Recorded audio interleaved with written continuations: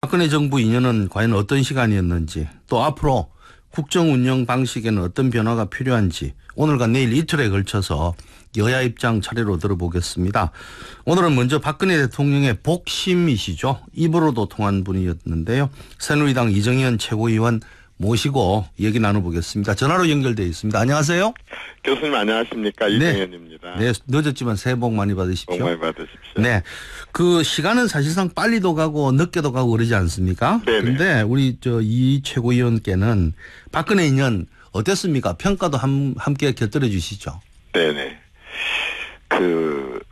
어떻게 보면은 우리 헌정사에 최초로 이제 여성 대통령이 나왔습니다. 네. 그 자체로도 굉장히 의미가 있고, 또 이 여성 대통령으로서 최초의 직무를 수행을 하면서 지금까지 역대 정부하고 다르게 새로운 어떤 대한민국의 미래 또는 새로운 대한민국을 만들기 위한 그런 2년이었다. 이렇게 봅니다. 네. 그러다 보니까 어떤 결과라든가 이런 게 금방 나타나기는 어려웠었지만은 네. 어떤 그 모든 여러 분야에 있어서 어떤 창조나 또 정상화나 혁신 이런 그 기치를 내걸고 경제 분야, 외교 분야, 또 행복, 국민 복지 분야 이런 것에 대해서 근본, 기본, 또 기초 이런 것을 바로 세우는 그런 노력을 해온 2년이었다. 저는 그렇게 평가를 하고 여러 가지 말씀을 주셨는데 그래도 굳이 이거는 특별하게 잘한 일이다 하는 것 하나만 딱 꼽아 주실 수 있습니까? 그게 정상화를 위한 노력입니다. 정상화다. 그렇습니다. 근데 지난 2년 동안은 말이죠. 네네, 말씀하시죠. 어떤 한미 또는 한중 이런 것을 포함해서 대한민국의 외교사에 굉장히 어떤 그러한 실리 외교, 경제 외교, 역대 없었던 대중 외교 또는 문화 외교, 경제 시장을 넓히는 이러한 외교에 있어서 정상화라든가 또 통일 분야에 있어서 그동안에는 그냥 이벤트나 또는 어떤 그런 식의 그 대북 정책을 펼쳐왔다고 한다면은 어떤 통일에 대한 국민들의 공감대를 형성해 보기 위해서 대통령이 직접 통일위원장을 맡아서 했다든가 이런 것들이 전부 또 안보 분야, 공기업 정상화 분야 이런 어떤 정상화를 위한 노력을 여성 대통령답게 이렇게 새로운 그런 대한민국을 만들어가기 위한 노력을 했다. 이렇게 봅니다. 네, 알겠습니다. 그런데 이제 일을 하다 보면 항상 아쉬운 일이 있잖아요. 네네. 우리 이 최고위원님 입장에서는 아쉬운 일이 없었다고도 생각하실 수 있겠지만 아쉬운 점 많았었습니다. 혹시 있으시면 한두 가지 좀 말씀 주시죠. 그렇습니다. 역시 국민들이 얘기한 대로 인사 부분에 있어서는 어느 정권도 인사청문회에 낙마가 있었고 어느 정권에서도 낙하산 인사가 있었고 어느 정권에서 인사의 시비가 있었지만은 그렇죠. 나는 우리 대통령께서 이 인사 부분에 있어서 좀 더 젊은 사람들로 또 여성이나 이렇게 성 쪽에서도 많이 개방을 하고 특히 호남 사람들도 불만이 없는 정말 대탕평을 한번 확 펼쳤었으면 하는 그런 아쉬움도 있었었고 또 이렇게 국민들이나 또 측근들이나 이런 사람들과의 그 접촉을 함에 있어서 이분이 개별적으로 이렇게 회의를 진행한 거나 또 개별적으로 제가 여러 가지 시중의 여론을 전달한 이때 봐보면 굉장히 개방적이고 트여 있거든요. 저는 그런 부분들을 저 말고 측근 말고 기자들하고 좀 더 자주 만나서 또는 아까 측근들이나 일반 사람들하고 하는 회의를 아예 좀 대대적으로 공개적으로 해가지고 그렇게 했더라면은 좀 불통 이미지가 덜 하지 않을까. 물론 그로 인해서 생길 수 있는 부작용도 있지만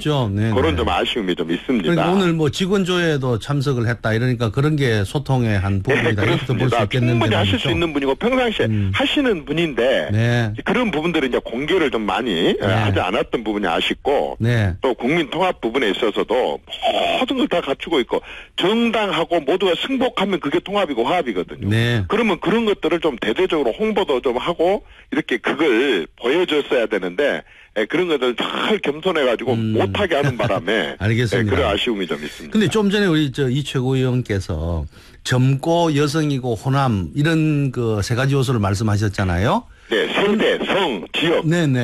그리고 이제 그 지역, 세대, 성 이런 거 아니겠습니까? 근데 이완구 신임 총리는 그 세 기준에 하나도 안 맞거든요. 그런데 제가 그걸 말씀드리려는 게 아니고요. 지금 비서실장 자리가 비어 있잖아요. 실제로 비어 있는데 그러면 이 최고위원 생각하시기로 신임 비서실장은 지금 세 가지 기준을 상당히 충족하는 분이 될 거다 이렇게 보십니까? 어떻습니까? 비서실장의 경우는 좀 다르다고. 좀 다르다고 보시면. 아까 내각 장관들이나 네. 뭐 총리나 뭐 이런 부분에 있어서 좀 과감하게 그렇게 개방했으면 좋겠는데요. 네. 비서실장의 경우에는 네. 그야말로 우리가 개인적으로 일개 국회의원조차도 자기 보좌관, 자기 비서관, 자기 운전하는 비서조차도 자기하고 호흡이 맞고 모든 게 왜냐하면 조용하게 비서는 말 그대로 감출빗자입니다. 네, 좀 보이지 않게 해야 된다. 드러내지 않게, 티내지 않게, 나대지 않고 이렇게 하는 거야 되기 때문에 비서실장의 경우는 조금 저는 다른 기준이다. 개인적인 견해를 가지고 혹시 뭐 소식을 들으신 거 아닙니까? 기분에 그냥 누구가 될지 알고 말씀하시는 것 같은데 저희를 위해서 한번 슬쩍 얘기해 주시면 안 되겠습니까? 교수님. 아니 그래도 가끔 한번 해주시면 참 좋은데 안 해주시면 좀 섭섭하고요. 그렇지만 하여튼 넘어가도록 하겠습니다. 네. 어쩌면 예상했던 겁니다. 야당은 상당히 좀 비판적인 평가를 하는 것 같고요. 그렇지만 야당의 평가를 또 받아들여야 되는 게 현실 아니겠습니까? 그럼요. 그래서 그 부분은 넘어가도록 하겠고요. 당청 관계에 대해서 오늘 좀 여쭤봐야 되겠는데 말입니다. 네. 이 새누리당이 여당 역할을 제대로 하고 있습니까? 어떻습니까?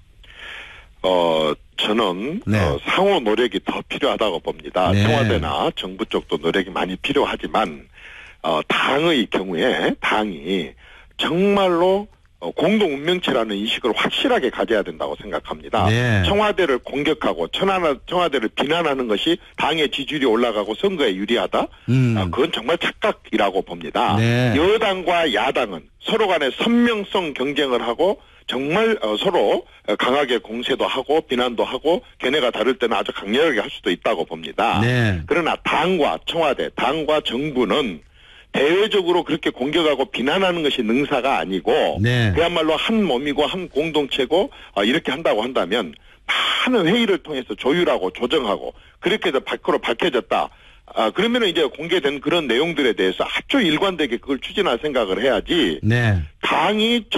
여당이 대통령 비난하고 공격한다든지 또 정부를 비난하고 공격하는 것을 자기들의 책무로 생각한다고 한다면 그것은 저는 좀 착각이라고 봅니다. 네, 알겠습니다. 그래서 이제 사실 당정청 정책조정협의회도 오늘 아침에 있었던 것 같고요. 등등해서 뭔가를 당과 청와대나 정부가 힘을 합치자 이런 모습이 보이는 것 같은데 네네. 현실적으로 당 지도부가 친박은 아니잖아요. 지금 그렇잖아요. 그래서 이게 제가 비박이라고 표현을 안 했습니다. 친박은 네. 아니다. 이렇게 표현을 했는데요. 좀 교수님 제가 그 부분은 네. 정말로 처음으로 한번 세게 좀 얘기 좀 하고 싶습니다. 하십시오. 네네. 네. 박근혜 대통령과 네. 김영삼, 김대중, 노무현, 이명박 대통령하고 극명하게 다른 차이점 중에 하나. 네. 상도동계, 동교동계, 친노계, 친이계를 이끌면서 네. 거의 사조직을 말하자면 국정에 어떤 전위대로 내세워 가지고 역대 모든 정권들이 거기서 권력 남용이 있었었고 거기서 부정부패가 있었었고 거기서 분열 갈등이 있었었고 늘 그래왔습니다. 네. 그런 패거리 정치, 네. 그런 개파 개보 정치, 이게 대한민국 정치를 지금까지 후진으로 이렇게 잡아놓은 가장 큰 원인 중에 하나였다고 네. 생각합니다. 네네. 박근혜 대통령은 당 대표 시절부터 지금 대통령이 된 이후에까지도 자기들을 이렇게 대통령의 철학이 좋아서 몰려들어서 함께 이렇게 활동한 것은 좋은데 네. 대통령이 주관이 되고 주도가 돼서 이런 식으로 개파를 키우고 관리하고 이런 식으로 밀어주고 하는 이런 정치를 하지 않았었습니다. 네. 저는 박근혜 정치에 말하자면 지난 2년의 대통령으로서의 업적 중에 하나 락을 잘하는 점을 꼽으라 한다면 바로 이 점도 꼽고 싶습니다. 네. 이러한 개파, 개보 정치, 파벌 정치에 대해서 대통령이 눈길을 주지 않았기 때문에 네. 소위 말하는 친박이라는 사람들은 어떤 누구도 과거 그런 식으로 해갖고 잘못 저지르고 감옥 가고 하는 이런 일들이 거의 없습니다. 알겠습니다. 예, 이게 바로 대한민국 정치의 혁신이고 쇄신이라고 봅니다. 제가 시간을 충분히 드렸죠. 다른 질문도 있어서 넘어가야 되겠습니다. 네.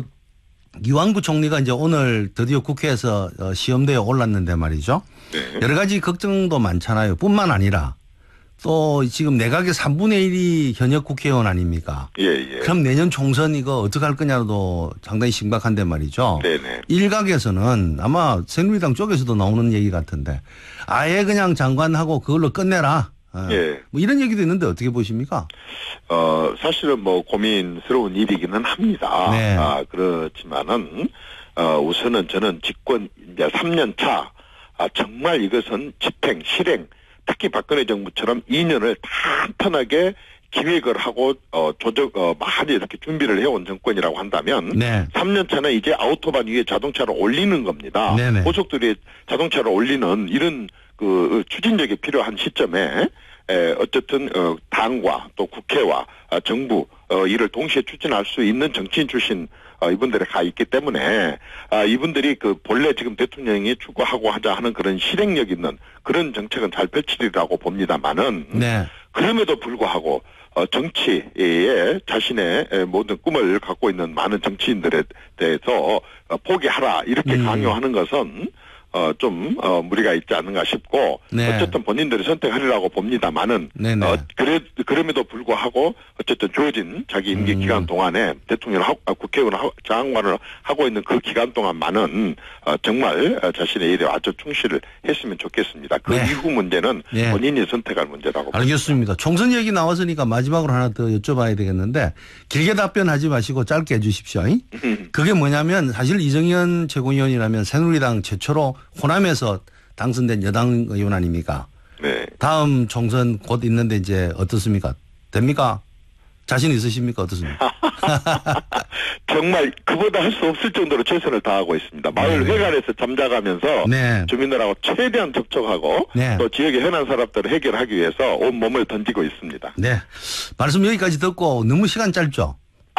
아쉽습니다. 다음에 제가 또 한 번 더 모시겠습니다. 네, 그때도 고맙습니다. 예, 연결하도록 하겠습니다. 오늘 말씀 네. 고맙습니다. 감사합니다. 네, 지금까지 새누리당 이정현 최고위원이었습니다.